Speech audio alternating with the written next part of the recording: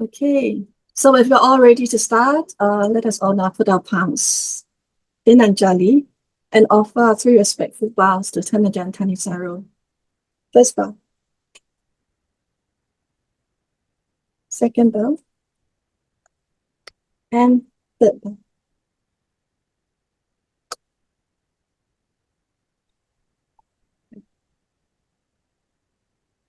So greetings everyone, good morning, good afternoon, good evening, wherever you are.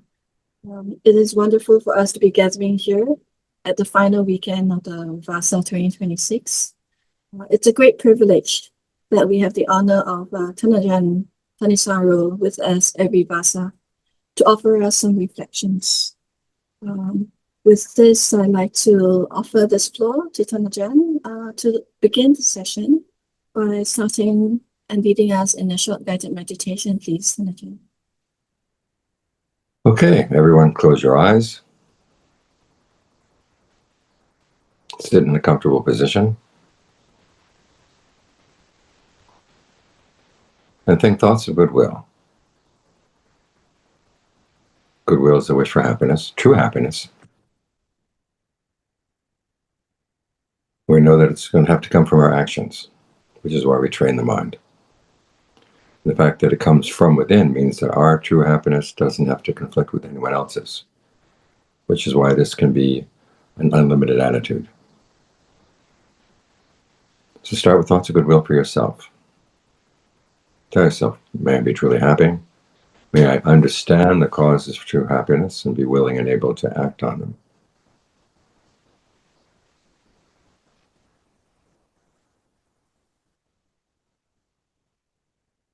And then extend the same thought to others, people who are close to your heart, your family, your very close friends. May they find true happiness too. And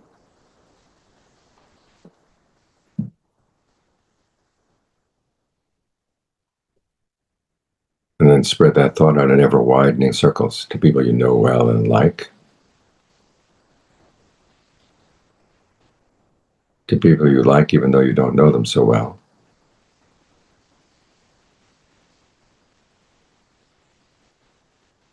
to people you're more neutral about,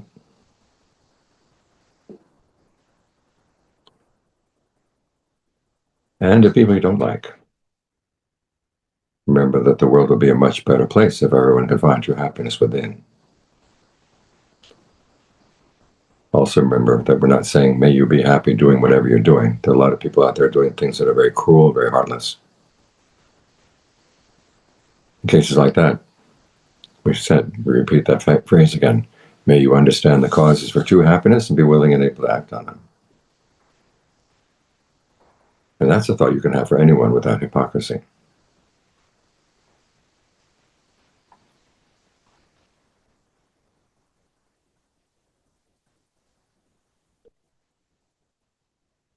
And spread thoughts of goodwill to people you don't even know.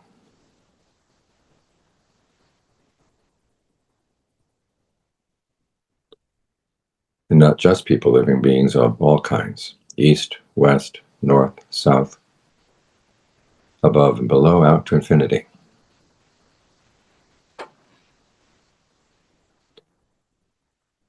May we all find your happiness in our hearts.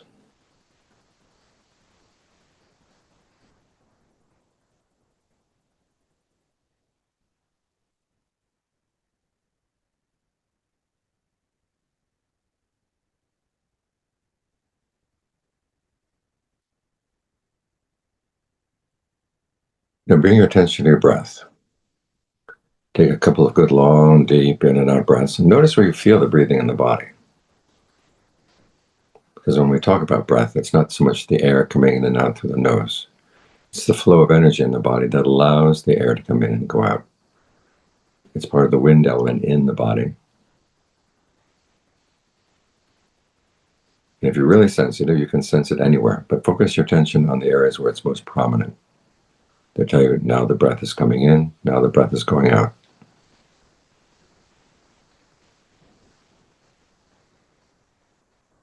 And then ask yourself, does long breathing feel good? If it does, keep it up. If it doesn't, you can change. Make it shorter, more shallow. You can try heavier breathing, lighter breathing, faster, slower. Experiment for a while to see what rhythm and texture of breathing feels best for the body right now.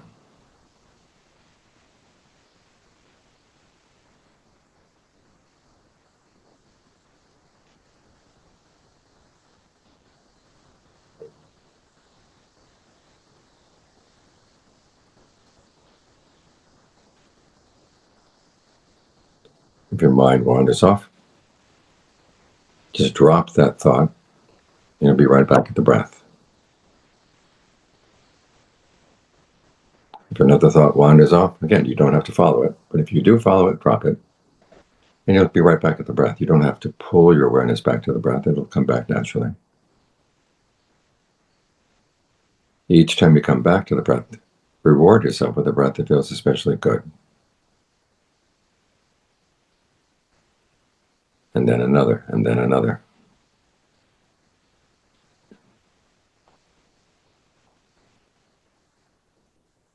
As for any pains in the body, don't focus attention on them quite yet. First, you have to focus attention on the parts of the body that you can make comfortable by the way you breathe.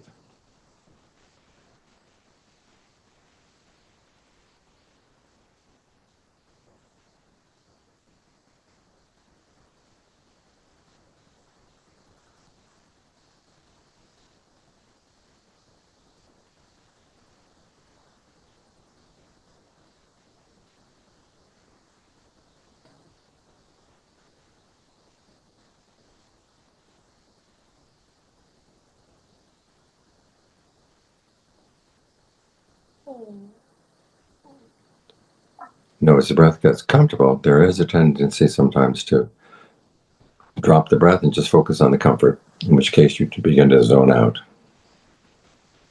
Your concentration loses its foundation.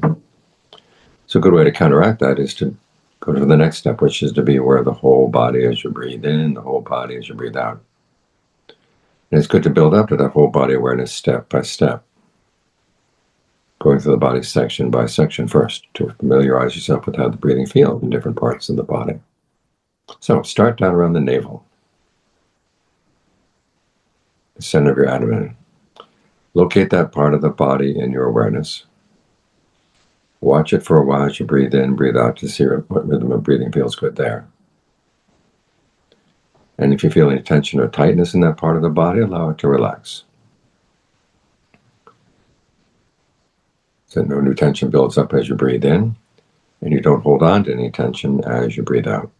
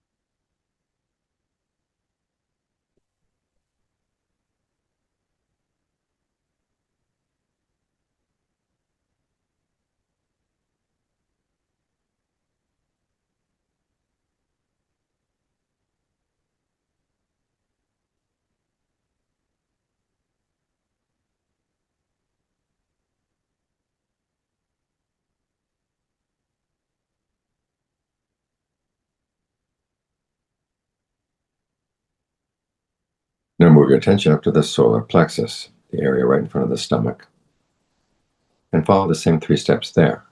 1, locate that part of the body in your awareness. 2, watch it for a while as you breathe in, breathe out to see what rhythm of breathing feels good there. And 3, if there's any sense of tension or tightness in that part of the body, allow it to relax.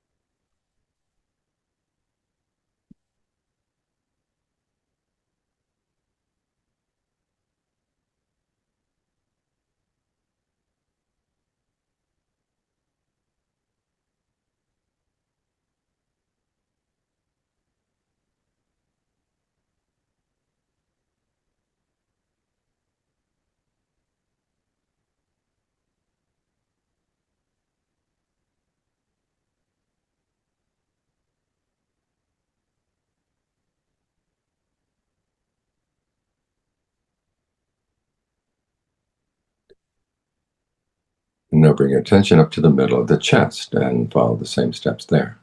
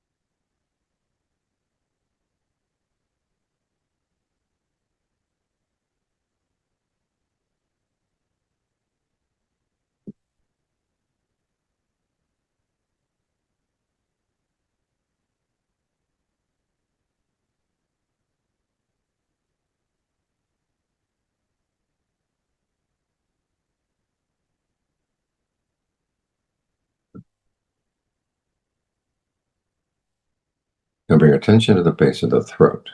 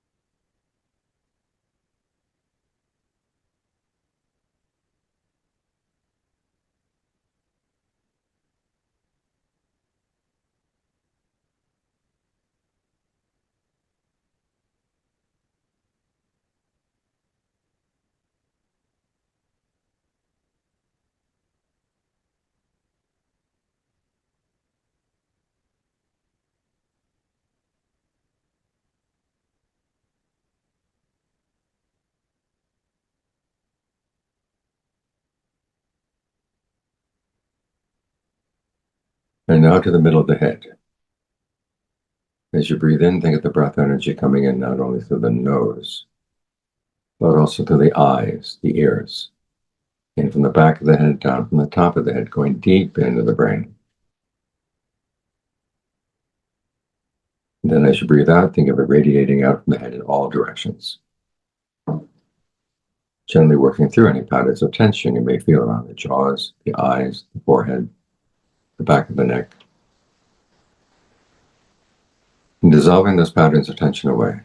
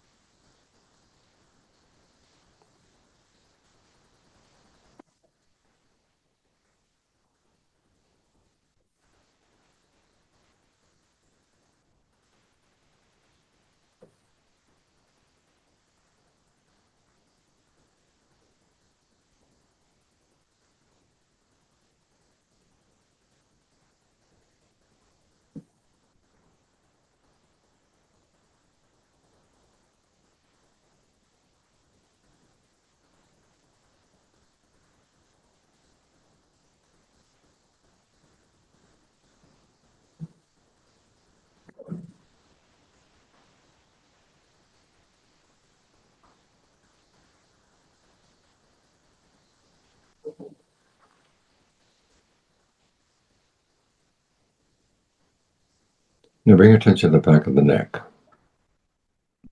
As you breathe in, think of the breath energy entering there from the back. And then going down through the shoulders, the arms, the hands, the fingers.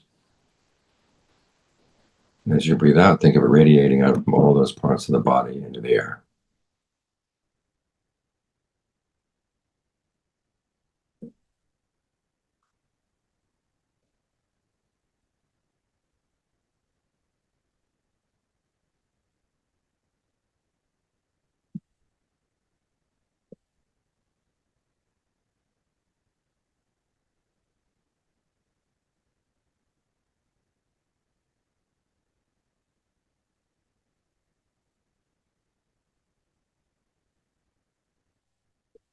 And as you get more sensitive to these parts of the body, if you notice that you're holding more tension in one side than the other, for example, one shoulder is more tense than the other shoulder, or one hand more than the other hand, allow the side that is more tense to relax, to bring things into balance.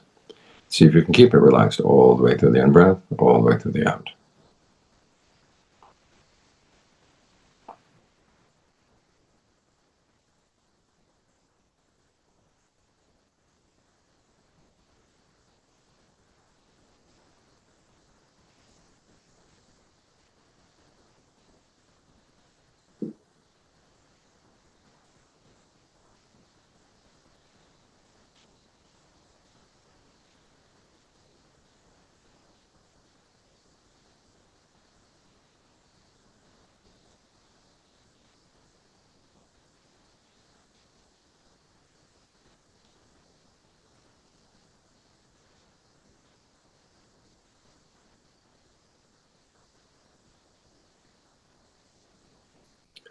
And keeping your attention focused at the back of the neck. This time as you breathe in, think of the breath energy going down both sides of the spine. And as you breathe out, think about radiating out from the entire back into the air.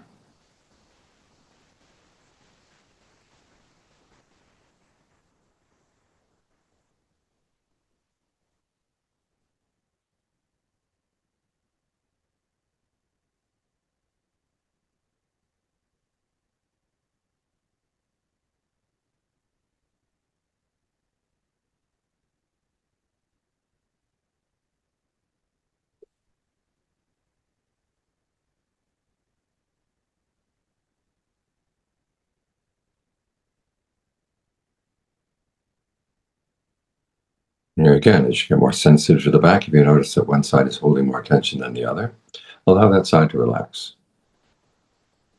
Keep it relaxed as you breathe in, as you breathe out.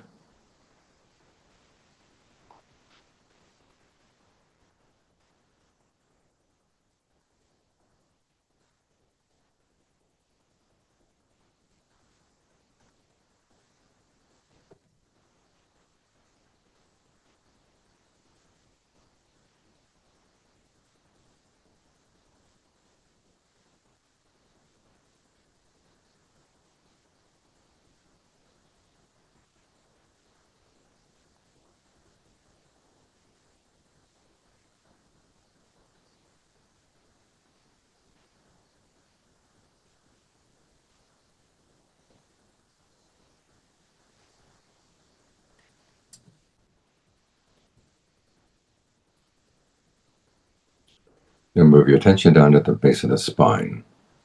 As you breathe in, think of the breath energy entering there and then going down to the hips, the legs, past the ankles, the feet, out to the tips of the toes. And as you breathe out, think of it radiating out from all those parts of the body into the air.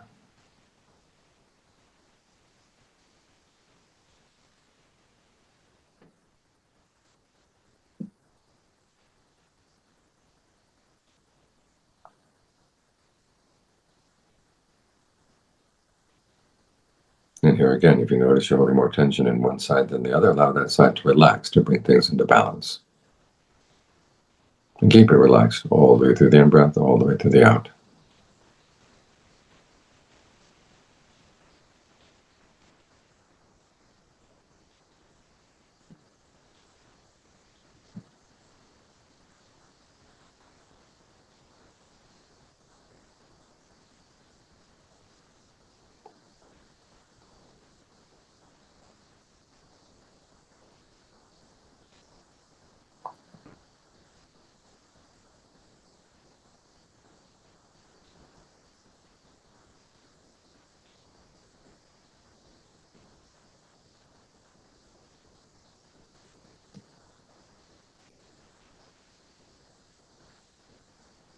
Now it completes one cycle in the survey of the body.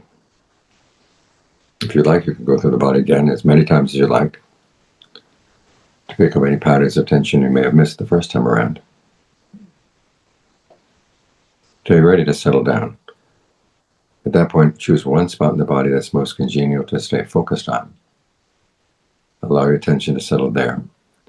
And then from there, allow it to spread to fill the whole body. So you're aware of the whole body breathing in, the whole body breathing out.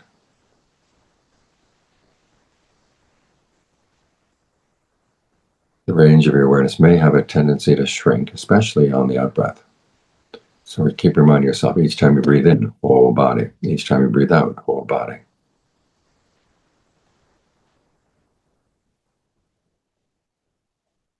Allow the breath to find whatever rhythm feels good.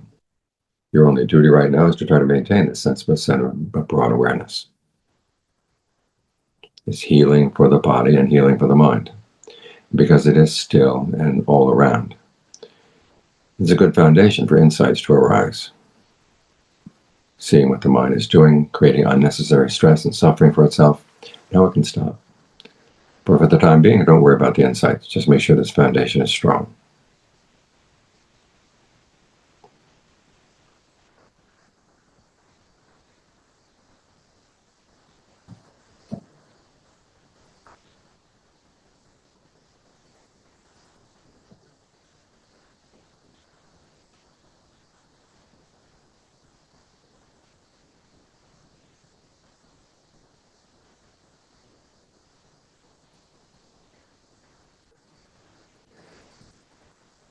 And I invite you to continue meditating as I give the Dhamma talk.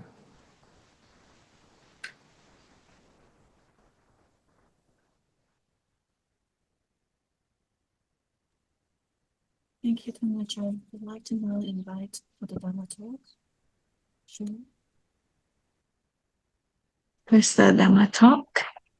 Brahmang jaloka tibati sahampati katang jali tiparang ayajatang samdita sajang parajaka jatika Desi Dhamam Anukam Pimam Pajam. The Brahma god Sahampati, Lord of the world, with palms joined in reverence, requested a favor. Beings are here with but little dust in their eyes. Pray, teach the Dhamma out of compassion for them.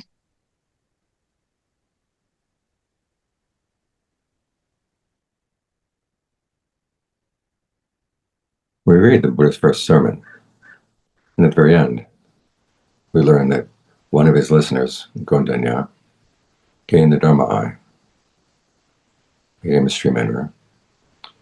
And the question is, how did he do that? Listening to the Dharma just once. How had he prepared his mind so that they could see the Dharma?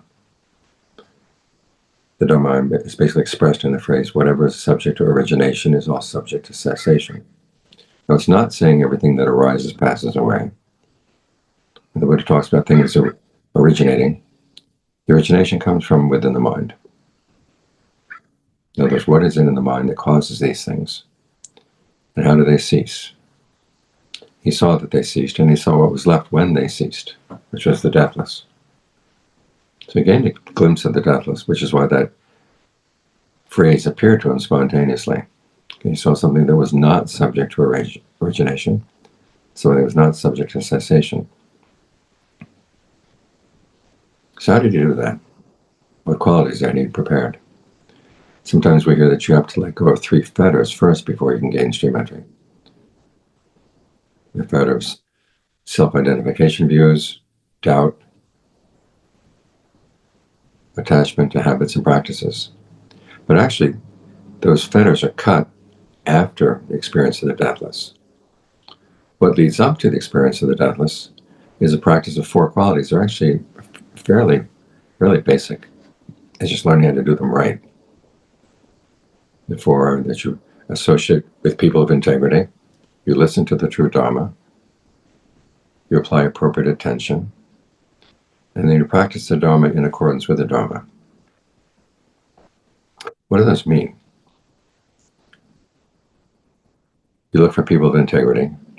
As Buddha said, they have different qualities that you can identify that they really are people of integrity. One of the lists is that they have conviction, i.e. conviction in the Buddha's awakening. Virtue, would not break the precepts. They develop good qualities in the mind. Generosity, they're willing to share what they have freely, without grudging. And finally, discernment. They understand how things arise and pass away, and especially how they arise and pass away in ways that gives rise to suffering, or can lead to the end of suffering. They also have to be truthful and compassionate. There's a passage where the Buddha says you need to associate with people for a long time to know whether they have the integrity. And you look for three things. One, would they ever get people to do things that were going to harm those people? If so, you know they don't have compassion. Find somebody else. Two, would they ever claim to know things they didn't know? Again, if they would do that, then you find somebody else. And finally, is there a depth to their teachings that shows that they have deep personal attainments? If they don't, look for somebody else. But this is going to take time. As I would have said, if you want to know a person's virtue, the good qualities, you have to be around them for a long time. And you have to be very observant. And you have to have integrity of your own. If you don't have integrity, you're always going to be doubting the integrity of others. And you won't be able to recognize who has integrity, who doesn't. So this throws it back on you. You have to develop these qualities within yourself. And when you do, you begin to notice them in others, recognize them in others.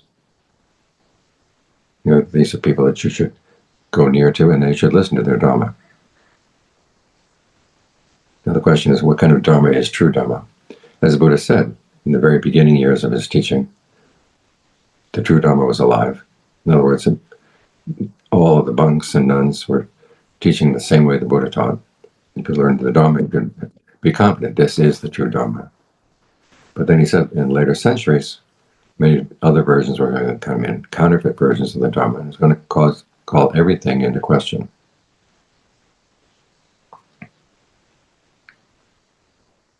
So you need to have some tests for recognizing true Dhamma. One of them is the test that he taught to the Galamas. He taught them you don't go by the fact that something is in a scripture, you don't go by the fact that something is said by your teacher. You put them into practice. In other words, these are teachings that have to be put into practice to know their true value. And see what the results are. This automatically alerts you to the fact that the teaching on karma is going to be important. The belief that what you do will lead to results that you can see for yourself. You have to have confidence in that principle, because that's how you're going to test things. There's another test that the Buddha taught to his stepmother. If you saw that by putting something into practice, it would lead to dispassion, to being unfettered,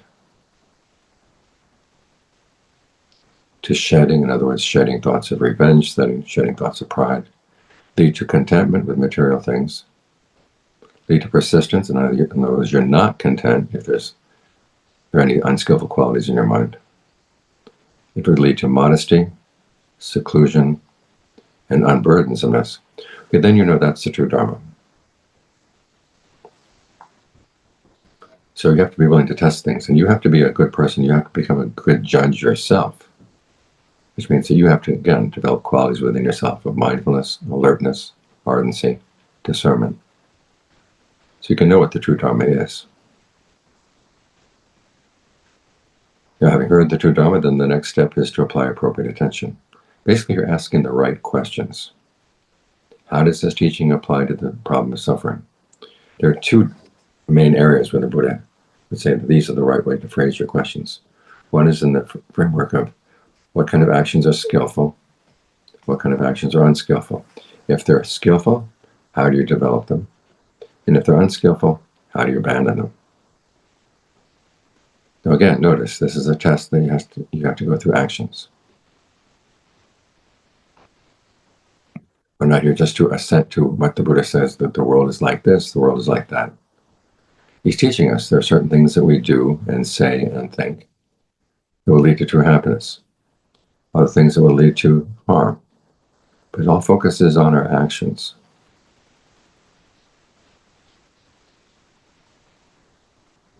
He's talking about the power of our actions here. Also, the power of actions not only in general, but especially as we get onto the path. Because you will find some people say there's nothing to do, the path does itself. Or that you have to sort of just be with the awareness of things and let things come and go. And you say, well, that's the way they come and go. But no, the Buddha says there are things you actually actively have to develop, things you actively have to abandon.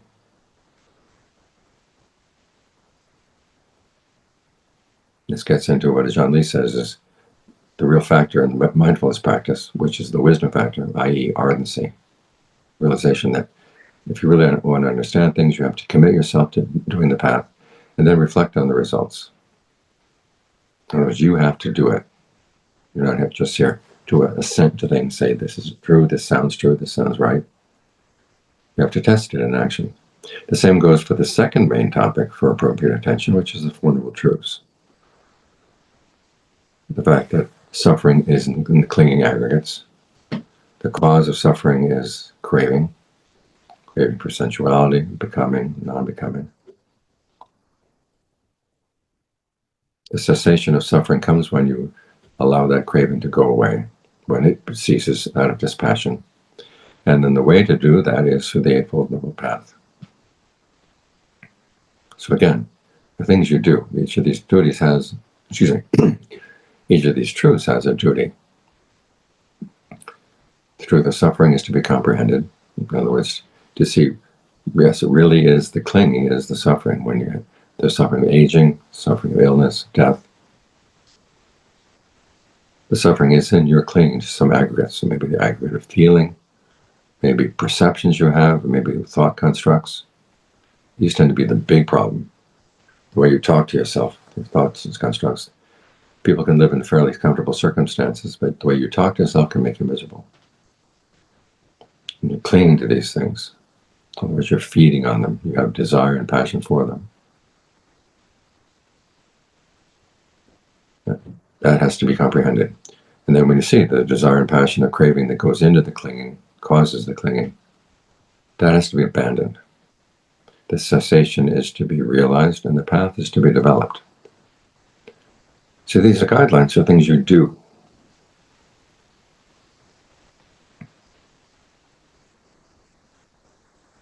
The Buddha is giving you advice on how you should act. He saw that this was his main duty as a teacher, to give you a clear sense of what should be done and what shouldn't be done. Back in his days, there were people who taught that people were powerless. For example, that whatever you experienced was just the result of past karma. There's nothing you could do in the present moment to stop that. The Buddha said, well, in that case, then there's nothing that would give you any idea that there was anything you should do or shouldn't do. The idea of should and should not wouldn't have any meaning. You'd be forced to do whatever past karma forced you to do. It's because we do have choice in the present moment that we can say yes or no. Think of the past karma, the results of past karma as food in your kitchen. And your present karma is your skill as a cook.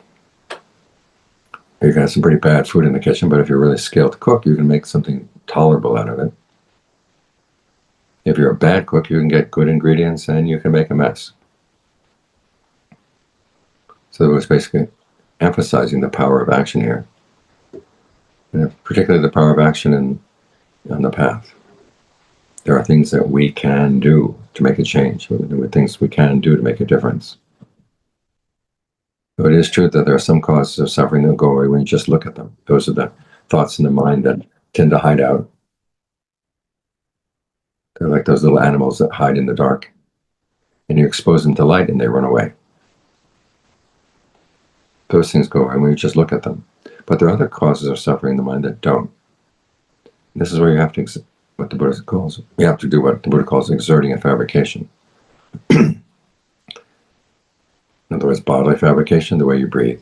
Verbal fabrication, the way you talk to yourself. And then mental fabrication, the thoughts, perceptions, and feelings that you focus on. And so you have to work with these things. This is one of the reasons why we do breath meditation. Because sometimes the way you breathe is contributing to your suffering, but you can breathe in better ways. Bring attention to the way you breathe. bring attention to the way you talk to yourself. Here we have you talk to yourself about the breath. What kind of breathing feels good right now? If it doesn't feel good, how can I change? When it does feel good, how do I keep it going? We can keep it going. How do I spread it through the body so I get the most use out of it?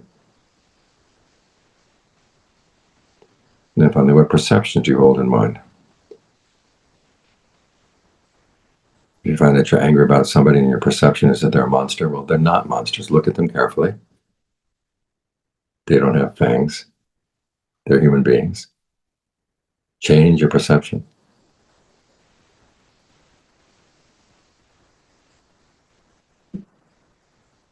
So there are some cases where, as I said, the causes of suffering go away when you simply look at them, when you simply bear witness to them. Others, however, require that you fight them because they're deeply entrenched and you have to figure them out. So I see that appropriate attention is all about having a strong sense of how to look at things, what framework to use, and then within that framework, how to decide what you should do and what you shouldn't do. For example, the duties of the Four Noble Truths. You look at the hindrances, well, they come under the category of the second truth, the cause of suffering, so they should be abandoned. Sensual desire, ill will, sloth and torpor, restlessness and anxiety and doubt. You can't let these things just stay in the mind and put down roots. You've got to figure out how to get rid of them. As the Buddha said, like a person whose head is on fire. Try to get rid of them as quickly as you can. Now, sometimes this does mean watching them for a while so you can understand why the mind is drawn to them. Because this is our problem. We tend to like our sensual desire. If they have ill will for somebody, we can dress it up and say, well, we're just demanding justice. This person really should suffer. When drowsiness comes, you pretend to be sleepy anyhow. We say, well, it's a good time to sleep. When you're restless about things, anxious about things, you tell yourself that you're being virtuous by worrying about the future. That's something you have to argue with. But there is a part of the mind that likes these things. So you have to actively argue with it. As in the case of worry. There are a lot of things that are going to happen in the future that we have no idea what's going to happen. No amount of worrying is going to make them go away. No amount of worrying is going to prepare us for them. But we can develop qualities of alertness, mindfulness, ardency. And these things will enable us to handle these things as they come up.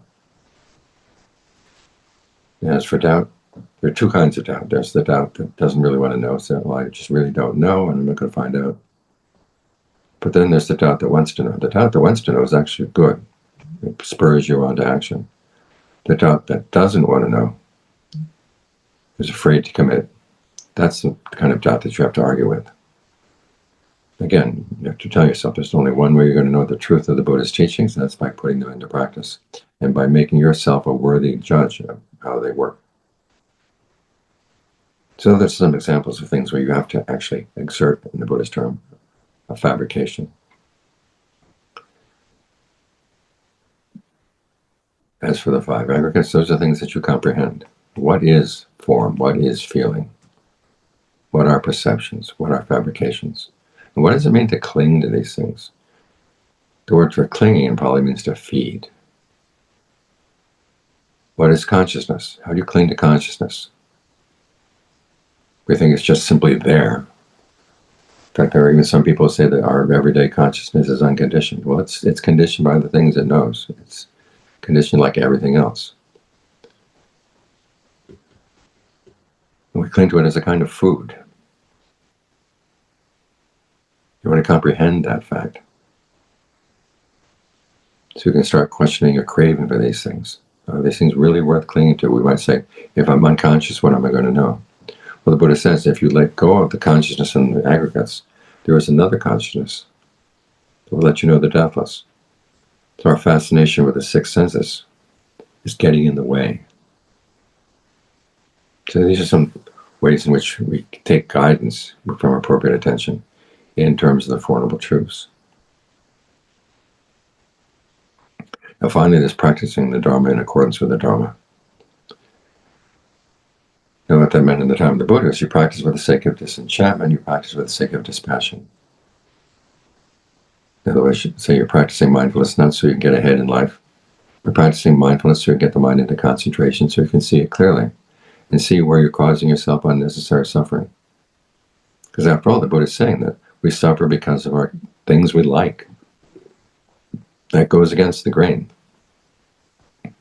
We think we're happy because of the things we like. Like the story of the man who had lost his son. He goes to the charnel ground every day and crying, "Where are you, my lost son? Where are you, my little son?"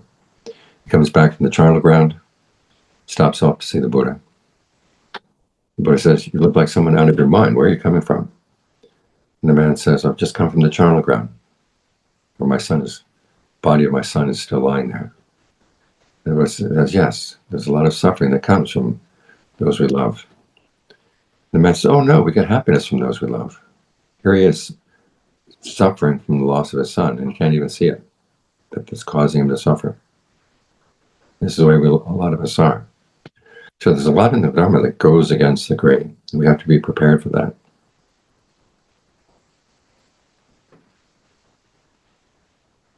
If we learn to develop dispassion, we find that there's something much better. One of the reasons why the Buddha talks about the negative side of things in the world. He doesn't say that it's all negative. Simply that if we focus on the positive side all the time, we won't get to see what's better. The second meaning nowadays, of course, practicing the Dharma in accordance with the Dhamma means not changing the Dharma to suit our preferences. There's that Chan saying that says, "The great way is easier for those with no preferences." Now, of course, you're going to prefer not suffering to suffering. But the question is, if something is required to not suffer, the ideal way is to say, okay, whatever it is, I'm willing to do it. That's the right attitude. And that was the attitude that Anya Gondanya had. He saw that he had clingings, cravings, things that he liked, things he was attached to, and that they were causing him to suffer, and he was willing to let them go. In other words, he was looking into his own mind, and he had the honesty, the integrity that comes from being with people of integrity, listening to their Dhamma. So he was actually willing to let go of the things that were making him suffer. So those are the qualities that are required for stream entry. Associating with people of integrity, listening to the true Dhamma, developing appropriate attention, and practicing the Dhamma in accordance with the Dhamma. Well, there's one more thing. When you listen to the true Dhamma, it's how you listen. That's what makes all the difference. After all, there was other people sitting in the same group, 5 of them all together. The other 4 didn't gain the Dharma on. They had to be taught more times before they were actually able to attain that. So it's not a question only of just getting good Dharma to listen to, but also how you listen. The Buddha said there are 5 ways or 5 attitudes you should bring when you listen to the Dhamma that make it possible for you to see the true Dhamma, i.e. to gain awakening on the level of stream entry. The first 3 are: 1, you have no contempt for the teacher. In other words, you trust the teacher. 2, you have no contempt for the Dhamma that's being taught. You're willing to take it in, to look at your mind from the point of view of that Dhamma, and not from the point of view of your old preconceived notions. And finally, you have no contempt for yourself. This is important. You have to believe that you are capable of taking this Dhamma and practicing it. And then there are 2 other qualities. One of them is singleness of mind. Ekakanchita. Mind that has gathered around one topic. Sometimes this is translated as one-pointedness of mind. In fact, it's sometimes interpreted that means your mind is so one-pointed that you don't sense anything, you don't hear anything, you don't have any awareness of your body. Well, this is obviously not true. If you couldn't hear anything, you wouldn't be able to hear the Dhamma. But it does mean aga there does not mean point. It means gathering place. So your mind is gathered around listening. You're not wandering off thinking about other things. You're giving full attention right here. And then finally, again, appropriate attention. Learning to ask the right questions about what you're listening to, how it can be applied to the problem of suffering in your mind. There are other cases where the Buddha taught people who were able to attain stream entering. And he had to preface his remarks before he talked about the Four Noble Truths with what's called the graduated discourse. Now, the purpose of this graduated discourse is to develop those 5 qualities in the mind of the listener.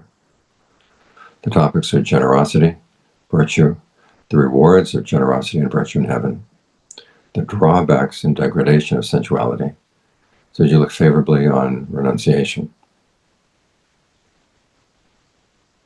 They're talking about generosity and virtue. That's easy to understand. The rewards of these things in heaven. The Buddha was basically affirming that those of you who are listening, the fact that you've been generous, the fact that you're virtuous, these are things that are worthy of praise. These are things that will give rise to goodness in the future. You listen to comments like this, and you realize that this is a person of integrity.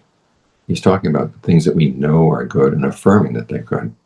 There are people in the Buddhist time who say, oh, virtue has no meaning, it's simply a social convention. There really is no true good or evil in the world. Generosity has no meaning. When people die, they're turn into nothingness, or whatever good you do to them has no long-term results. And you, by the way, are forced by the stars or forced by some other outside force. And the Buddha denied that. He said, no, you have value. The people you're giving things to have value. You listen to talk like this, you know that you can trust the person who's giving that kind of talk. And he's also teaching you to have some pride in yourself, some self-confidence. Yes, I am on a good path because I've been doing these things. But then the Buddha turns the tables on you. He says, you gain these rewards and you go to heaven. But then when you get to heaven, sensual pleasures there will corrode your good qualities. It's almost like samsara is a sick joke. You work hard to be a good person. And then when you enjoy the rewards, they can pull you down. So when you listen to this, you say, I've got to go beyond that. I don't want to fall for that trap again and again and again. And that's when you begin to look on renunciation, i.e. the happiness that comes from concentration in a good light. So this gets your mind focused in on the singleness of mind, that quality that we're trying to get so that you fully focus on the talk. And then when you're in that state of mind, then the Buddha would talk about the Four Noble Truths, i.e. appropriate attention.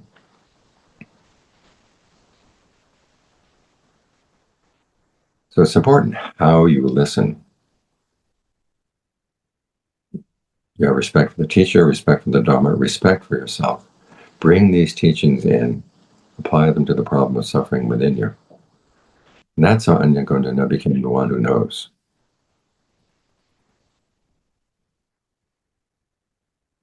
Now, there's some confusion about this topic, or the phrase, one who knows. In the Pali, Anya there means one who knows. And in this case, it means someone who's gained stream entry. In other cases, it also means someone who's gained arahantship. They have reached the true knowledge. But the phrase, the one who knows, is also used in the forest tradition. It has a different meaning there. It basically means the quality of awareness in your state of concentration. When you've been together with the object of concentration for a long enough time, then it begins to separate out. It's like oil and vinegar in a salad dressing. You shake up the bottle enough and the oil and the vinegar stay mixed. But if you let it sit for long enough, they begin to separate out. And then you can focus on that sense of just what is aware as opposed to the object that it's aware of. Now this is a stage in concentration, and it's an important one, because it allows you to step back from your objects and look at them from a little bit of a distance. As the Buddha said, if you want to gain insight into things, you have to see them as separate. And so there's the awareness there. It can be translated as awareness itself. Sometimes it's translated as awareness, one who knows. It's basically your consciousness aggregate, separating out from the objects of the consciousness.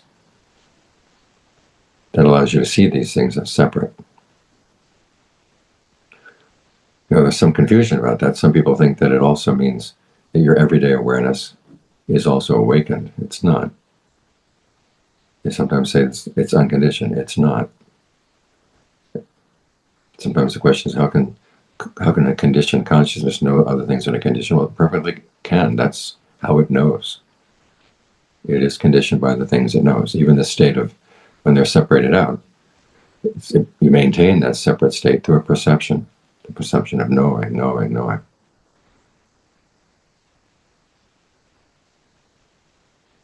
And so, as you said, it is one of the functions you need as you practice, but it's only one. When the Buddha talks about the roles that you play in the practice, they actually come down to 4. One is you as the person who's going to gain the results of the practice. In other words, you as the consumer who wants to do the practice because you'll benefit. And that's something he encourages. And there's you as the agent, you as the person who's responsible. When he taught Rahula to look at his actions, he always said, anticipate this action that I want to do, this action that I am doing, this action that I have done. You take responsibility for what you can do. You realize that you can make a change through your actions. If you couldn't make a change through your actions, there'd be no point in teaching you. So there's you as the agent, and there's you as the observer. This is the consciousness of the one who knows inside as a function of concentration. And then finally, there's you as the critic, the person who passes judgment on what you're doing. As the Buddha said, the Dhamma is nourished through commitment and reflection. So you commit to the desire to gain the results and to the sense that you can actually do this. You can make a difference by your doing. And then you reflect by watching carefully and saying, oh, is this how things are happening? And then you can judge, are they happening well or not? Some of us don't like our inner critic. That's because our inner critic hasn't been trained properly. We want an inner critic that helps us to get on the path, stay on the path, to recognize when we're acting skillfully, when we're not. So we have to play all 4 roles in our practice. Don't try to do just one. If it's nothing but wanting, that's not going to help. Nothing but doing without any reflection, that's not going to help. If you're just watching, bearing witness, nothing happens. A few causes of suffering will fall away, but there's still a lot of them buried in there. And finally, if you're judging yourself all the time, but not making any improvements, that's not going to help either. All 4 of these functions, you as the consumer, you as the agent, you as the observer, and you as the judge or commentator, you have to learn how to work together. And it's in working together that's how you become one who knows in the sense that it has in the canon, which is that you have seen through all the process of fabrication in the present moment, abandoned unskillful ones, and then get to the point where you even abandon skillful ones. You gain a taste of the deathless. And this is possible. This is why the Buddha says, don't have contempt for yourself as you listen. It is possible to look carefully at your mind. And if you bring enough integrity, bring enough focus, mindfulness, alertness, you too can become one who knows.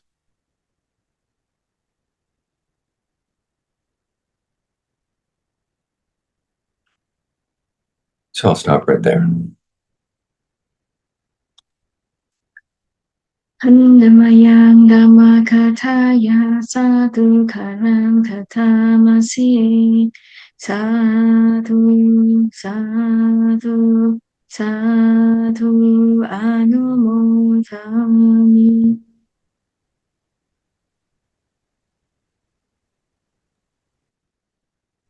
Thank you so much, Tanajan, for such a beautiful reflections on this question that was posed. How can one practice, deepen, sharpen the ardency and acquire the paramis of Venerable Kundana, the one who knows? So what a beautiful summary that you've given. It's a lot of nuggets in there. I'm quite sure many of us here have got lots of questions. So there is a question here. So friends, if you'd like to ask Tanajan any question, please click on the raise hand button and we'll invite you to ask the question directly to Tanajan so that he can clarify.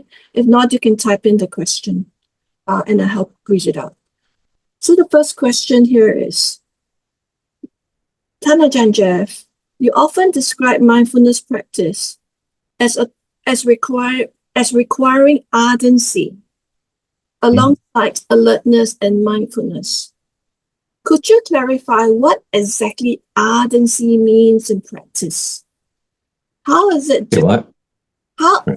Could you please clarify what exactly ardency means in practice? How is it different from just putting in effort or willpower? And the second question is, how can we cultivate genuine ardency without slipping into strain, self-criticism, or a sense of pushing too hard?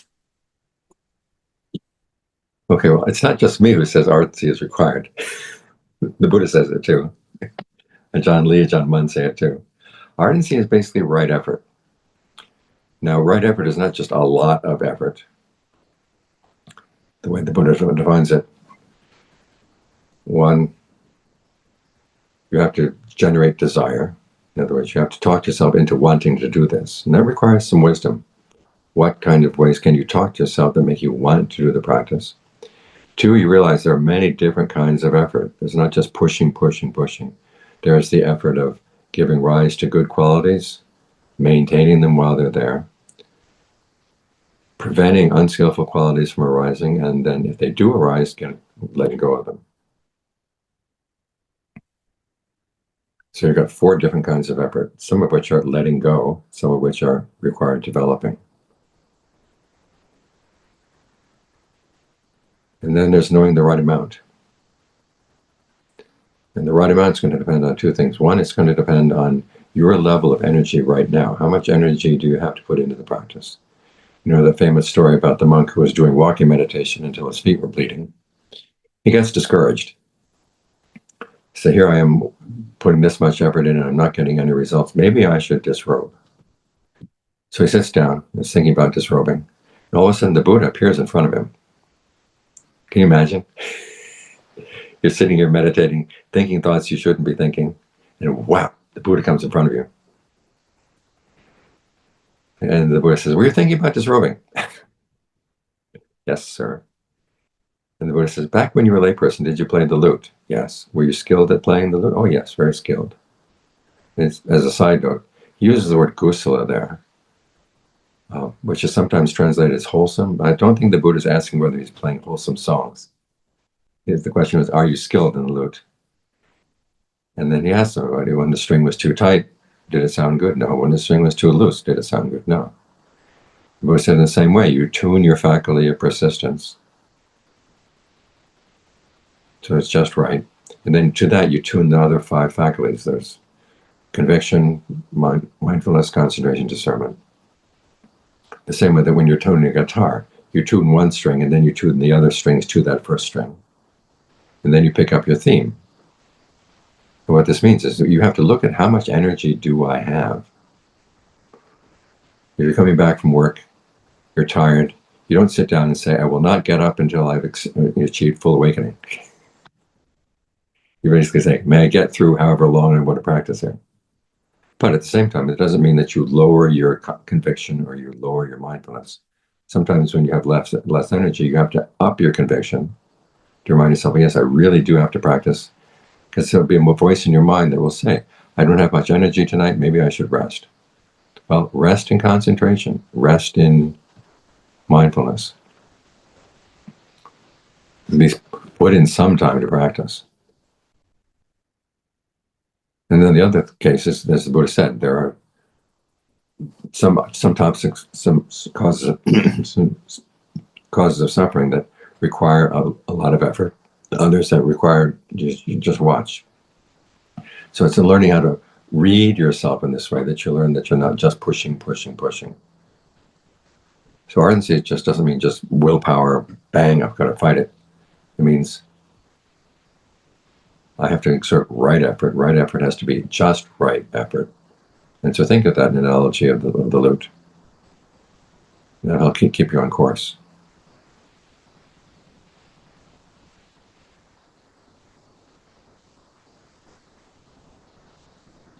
Thank you for answering the question, Ajaan.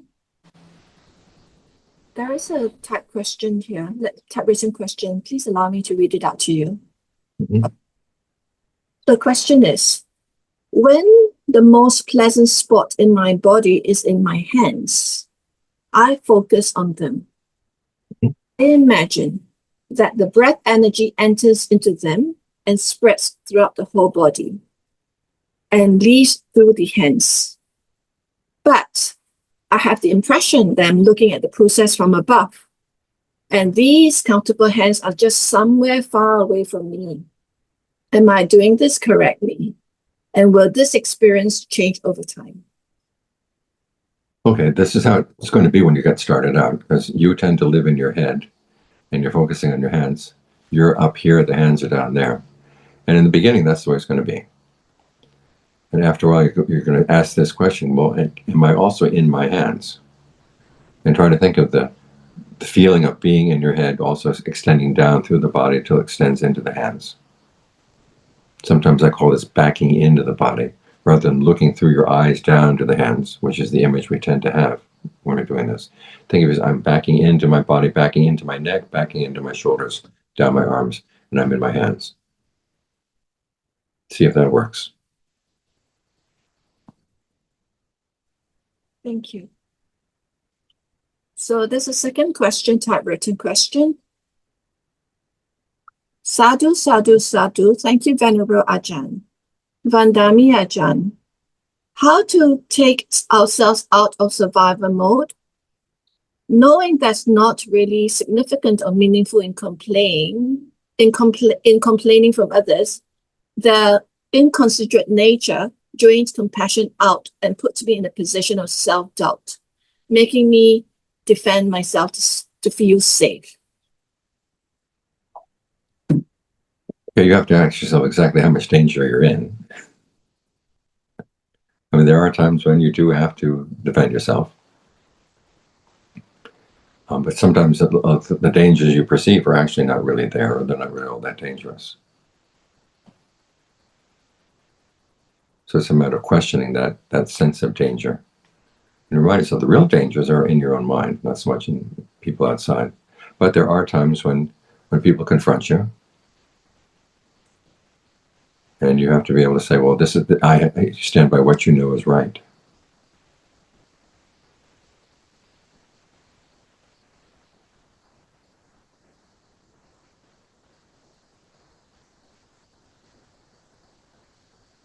Okay, thank you. I hope that answers the question. I hope that answers the question too. If it doesn't, ask it again. Yeah, just feel free to click on the raise button if you need clarification, okay? So I invite you to interact with Ajahn, because as I read out the question, I'm trying to express the words from what I'm reading. So if I've expressed it wrongly, incorrectly, please forgive me and ask the question directly. Okay. Another question here is, how do we contemplate feeling in the feeling? Once a craving for food comes about, what are the processes based on the steps you shared today I can activate to overcome that? I think that's questions. Okay, well, contemplating feeling and feeling is usually best done while you stay with the breath. When the Buddha is talking about the different frames of reference for establishing mindfulness, he says when you're focused on the breath, you've got everything else there. You've got feelings, you've got mind states, you've got mental qualities. They're all there right at the breath. And so this is when you begin to see precisely where the feeling comes in. And then when you watch when the feeling comes and when the feeling goes, as you're grounded in the body, then you can also see, okay, the next thing, the mind quality of craving comes in and latches onto the feeling. Like when the food comes and there's a craving for the food. And you have to remind yourself, okay, I have to be very careful here because my body does need food. I can't starve myself. But at the same time, I have to figure out how much is going to be good for me, which foods are going to be good for me, and then limit yourself to the amount that's good for you and the foods that are good for you.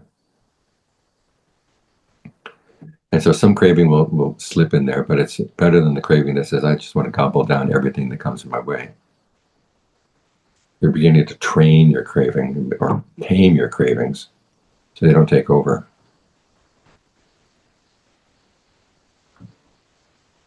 But it's best to stay, as I say, grounded in your sense of the body, in the breath. That enables you to see these things happening in the mind a lot more clearly as they're happening.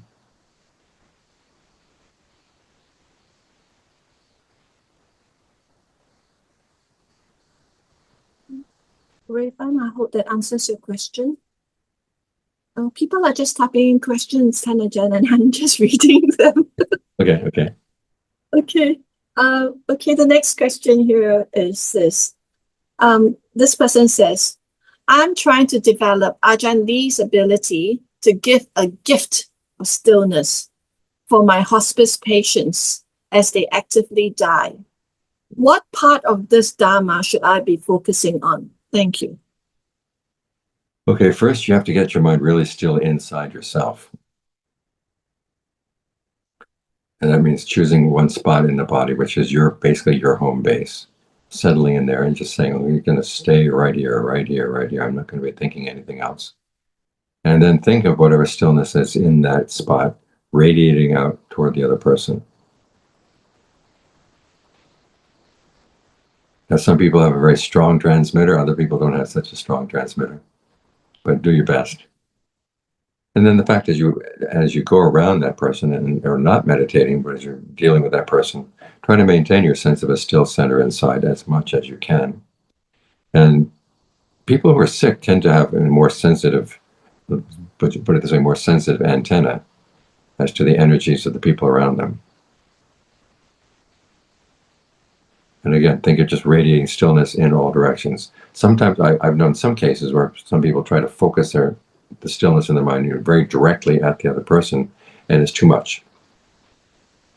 It interferes too much with their energy.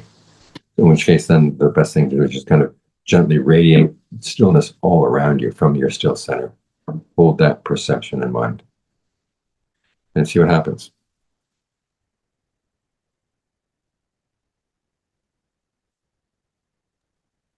Okay. I also believe that Thanajan, you had 2 parts talk at Palilai some time ago, last year, and it's about the aging, illness, and death. I think those are also reflections that will be very good for this person. True. So it's on the Palilai channel.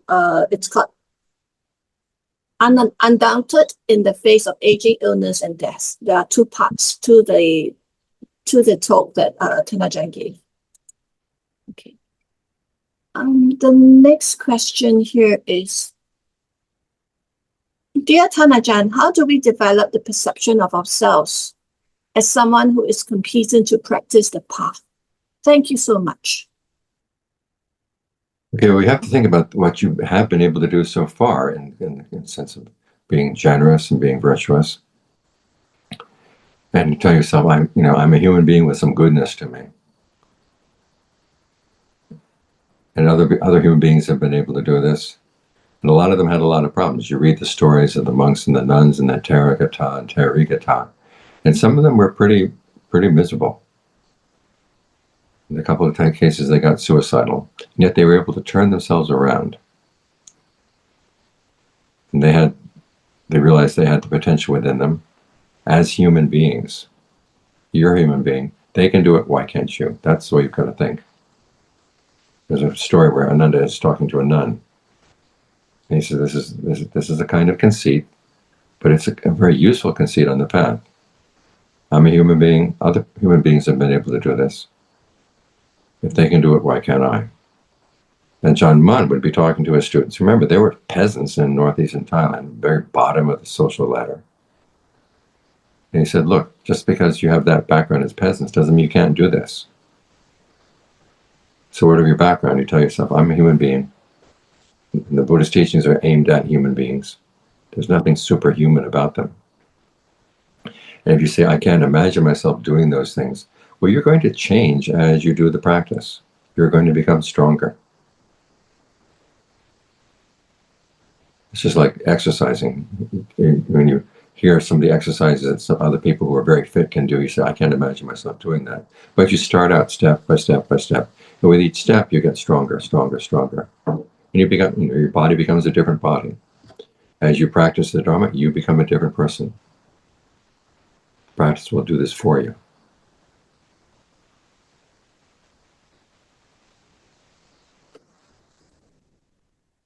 Thank you.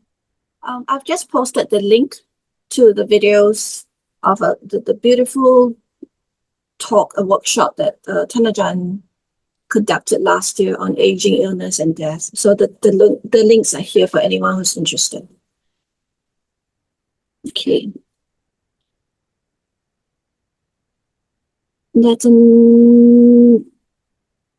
There's some more questions. Okay, the next question is, Vandami Bante, when some vision comes up during meditation, can we stay with it and get the lesson? I feel it sometimes comes with some good guidance. Please provide some guidance. Okay, when a vision comes in the meditation, it doesn't matter who's expressing it. The question is, one, is this in line with the Dharma? And two, if it's in the line with the Dharma, is it something that actually can be tested by putting into practice? If it's sort of knowledge that cannot be tested by putting into practice, just kind of let it go. For example, you might have a vision that you were so-and-so in a previous lifetime. Well, there's nothing that you can test there by putting into action. So you just let that go. But if there's a Dharma lesson about what you should or should not be doing, and it sounds like it's in line with the Dharma, then you test it. If I actually follow this, what are the results going to be? If you think of Ajaan Mun being out in the forest all alone, he had lots of visions. Devas coming, Nagas coming. And if he believed every vision he had, he would have gone crazy. So these are the questions he asked. One, is this in line with the Dharma? Two, is it something that can actually be practiced, put into practice? And if the answer was no to either of those questions, okay, drop it. Now, if the vision comes and it goes away so quickly that you can't get any message from it, saying, oh, okay, my concentration isn't strong enough yet, I've got to focus back on my breath and let it go.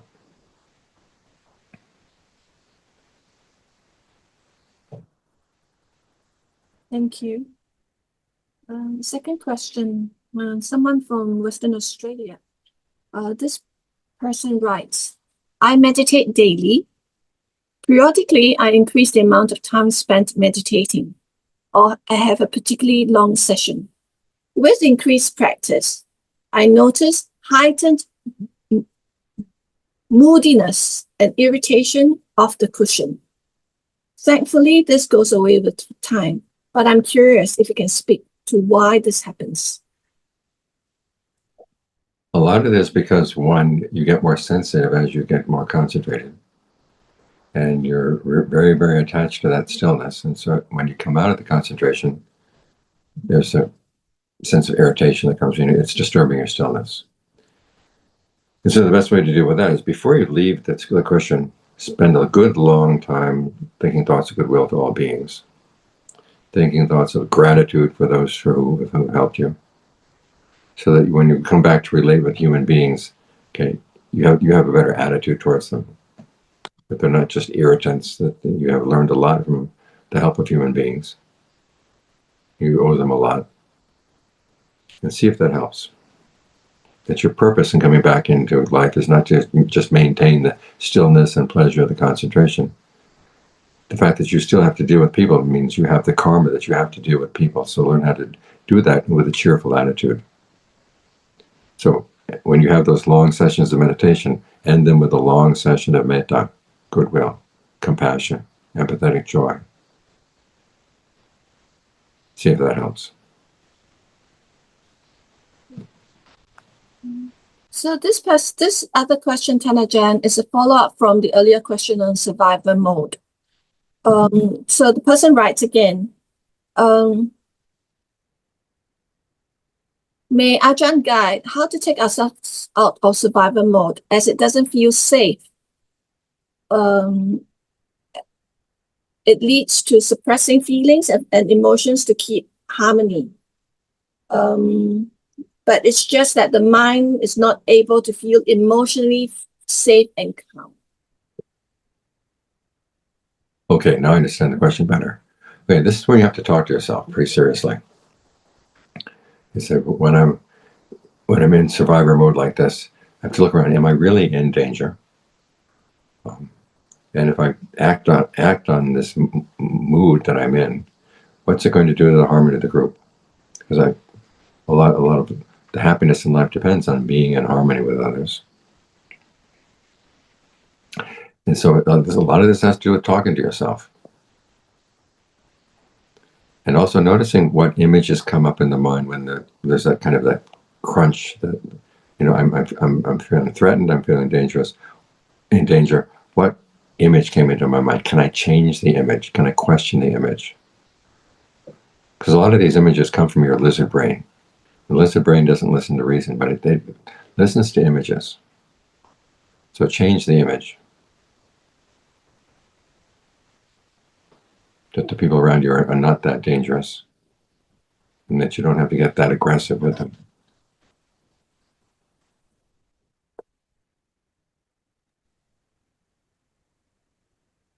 But also remind yourself, there will be times when you do have to get into survivor modes, because there'll be part of the mind that says, well, then I'm totally without defense.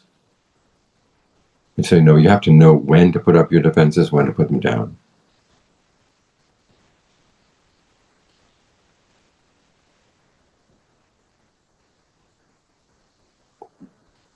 So I hope that answers your follow-up question to the person who asked this two-part question. Next is from Rafa. Rafa, I think you meant turning down a job role. So the question here is, Ajahn, I recently turned down a role. From Ajahn's teachings, my heart knows what is right or wrong, but doubts and self-sabotage keeps appearing in my mind. Sometimes thoughts such as, I wish I had taken up the role, or am I not good enough? Thoughts of jealousy also arises. I feel I'm deceiving myself and I'm confused. Please advise how I can overcome it. Okay, you have to have the attitude, well, I've made a decision, and just let it be done. And then the question is, what decisions do I have to make now going into the future? Because there's so many, around an issue like this, there's so much uncertainty. Should I have taken that role? Should I have not taken that role? You can just eat yourself up with doubts about that. You tell yourself, it didn't feel right at the time. And so I've made my decision. So once the decision has been said, okay, it's done. Now, over time, I will learn. Maybe I will learn that it was a wrong decision, but I won't learn that if I just keep going over and over it again. I have to move on.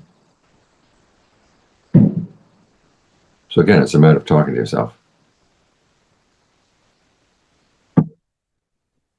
Thank you.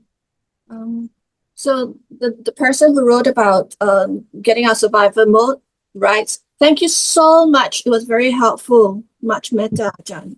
Okay, good. Okay. We have got time for one or two more questions. So for anyone who is brave enough to ask a question directly, please put up your hand. It's very rare to be interacting with Ajahn Jeff, who's extremely busy. So it's really precious opportunity. Okay. Let me read out the next question to you, Ajahn. The question here is, hey, it disappeared. Okay. While talking to someone, sometimes I feel uncomfortable and painful sensation in my heart arises. Is it because of my aversion?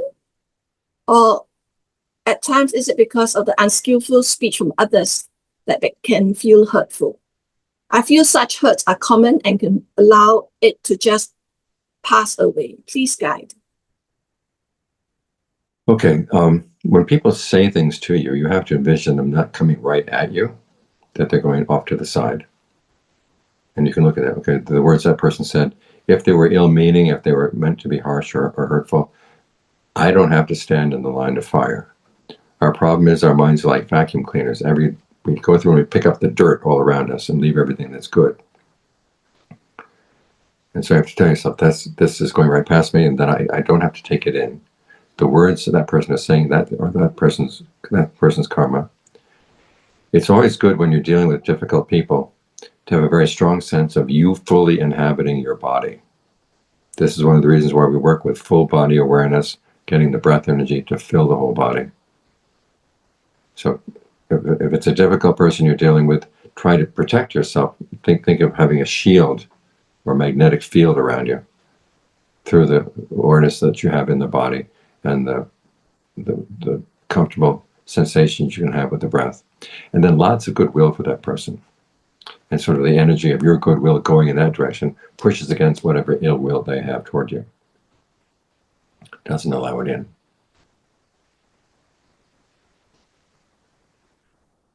This, by the way, was John Fung would recommend treating not only human beings, but also if you're off in a wilderness someplace and you have the sense there are unfriendly beings around, okay, just you fill your body with good energy, fill your body with awareness, lots of goodwill. That's your protection. Yes. Hannah John has got a lot of these resources in nugget size and Dhamma talks. Listen to them. Okay, the next question. Dear Thanajan, as I observe the heart/the mind, I see that some unwholesome behaviors are very well trained and they are difficult to uproot. But by avoiding certain vulnerable situations that trigger my trauma, I can prevent causing suffering to myself as well as to others. Yet, by avoiding these triggers, it feels like a cop-out with regards to my Dhamma practice. Is this a valid concern, or should I just allow everything to come up and accept that these karmas will keep playing out until I'm stable enough on the Eightfold Path? Okay, it's like recovering from an illness. You have to know how much you can take of things that would cause that illness to return. So don't just jump back into a full schedule of taking on difficult situations.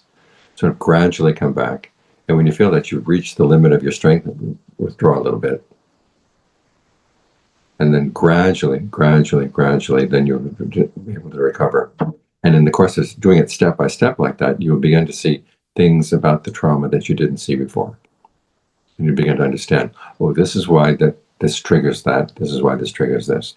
If you just jump full force back into difficult situations, one, it'll overwhelm you, and two, you won't see these little things.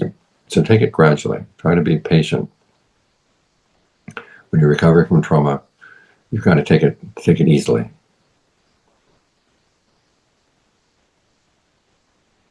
Thank you. I think we'll take this our next question as the last question. I'm full of time. Okay, the question here is, Dear Thanajan, thank you for taking the time to answer our questions. Here is my question. I have done Vipassana meditation and other forms of meditation.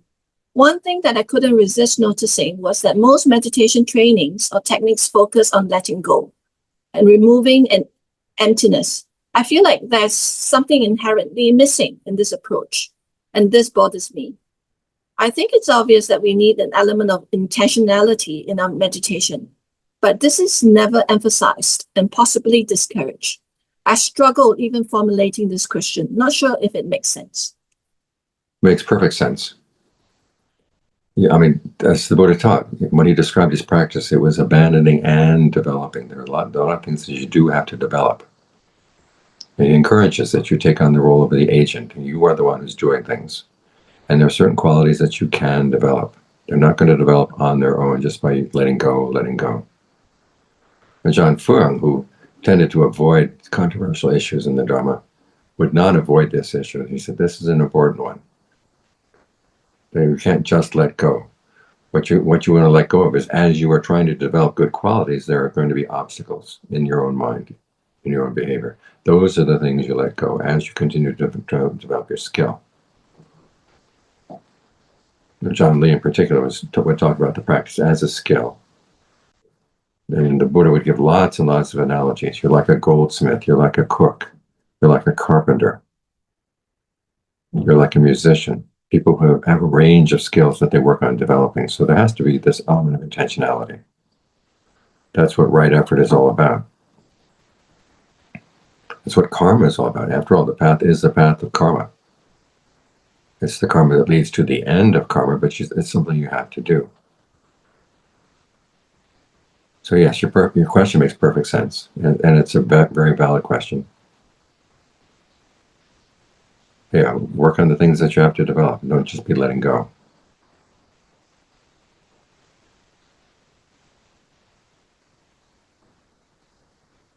Thank you. Thank you. I think that's all the questions that I'm seeing on this chat box.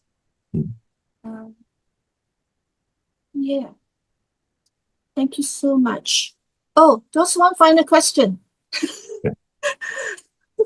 This person writes, taking screenshot of recording, is this an act of stealing, Thanajan?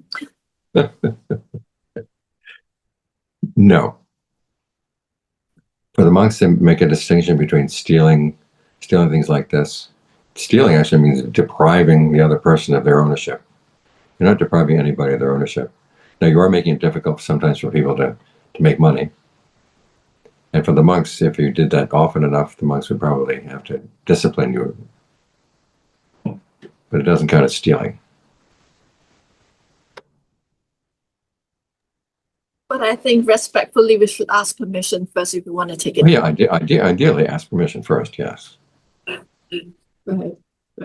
It's just an interesting conversation I was having with Thanajan before this talk about people repurposing his talks and putting it on their own blog and their own page. For benefit and for sharing, and also commercializing it. So it was an interesting answer that Thanajan gave. I think there's a lot of compassion and skillfulness in that handling. So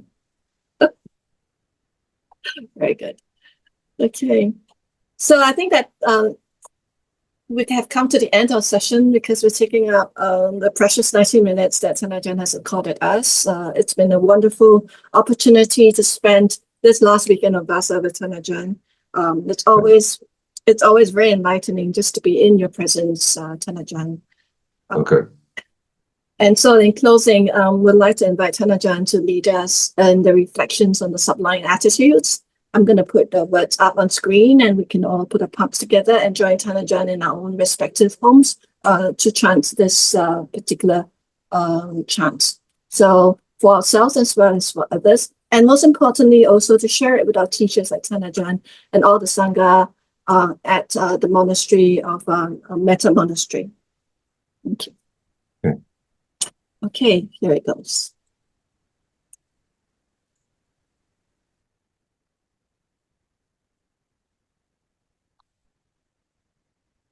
Ahang Sukhito Homi, may I be happy. Nidukho Homi, may I be free from stress and pain. Awero Homi, may I be free from animosity. Abhyabhajo Homi, may I be free from oppression. Anigo Homi, may I be free from trouble. Sukhi Atanam Pariharami, may I look after myself with ease. Sambe Satta Sukhita Huntu, may all living beings be happy. Sambe Satta Vera Huntu, may all living beings be free from animosity. Sambe Satta Abhyabhaja Huntu, may all living beings be free from oppression. Sambe Satta Nigha Huntu, may all living beings be free from trouble. Sambe Satta Sukhi Atanam Pariharantu, may all living beings look after themselves with ease. Sambe Satta Sammadukha Bamuchantu, may all living beings be freed from all stress and pain. Sambe Satta Lanta Sampatito Ma Vikachantu, may all living beings not be deprived of the good fortune they have attained. Sambe Satta Kamma Saka, Kamma Dayada, Kamma Yoni, Kamma Bandhu, Kamma Patisarana. All living beings are the owners of their actions, heir to their actions, born of their actions, related through their actions, and live dependent on their actions. Yang kammang garisanti, Kalyanang va papakang va tassadaya dhammavisanti. Whatever they do, for good or for evil, to that will they fall there. Sambe satta sada huntu, aveda sukhaji we know. May all beings live happily, always free from animosity. Gatang bunya palang mahang sambe mangi bhavan today. May all share in the blessings springing from the good I have done.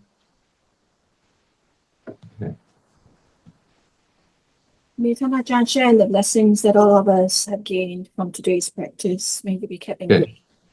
And May you all be well.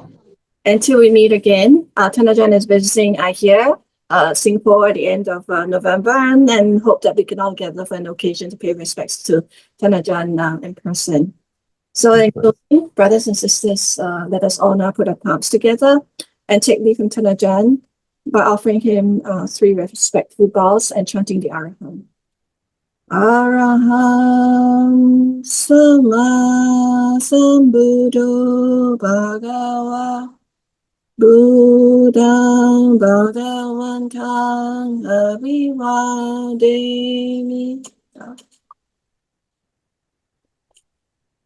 Swakato Bhagavata Dhammo Dhammang Namasami.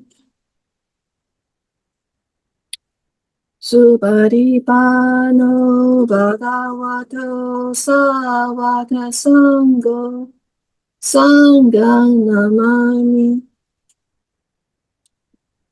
With 3 respectful bows once again toท่านอาจารย์as we take leave and wish him well.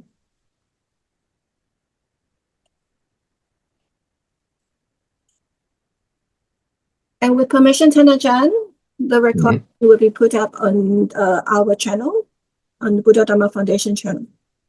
Okay, fine. Thank you, sir. Everybody be well. Thank you. Good night. Bye-bye. Good night.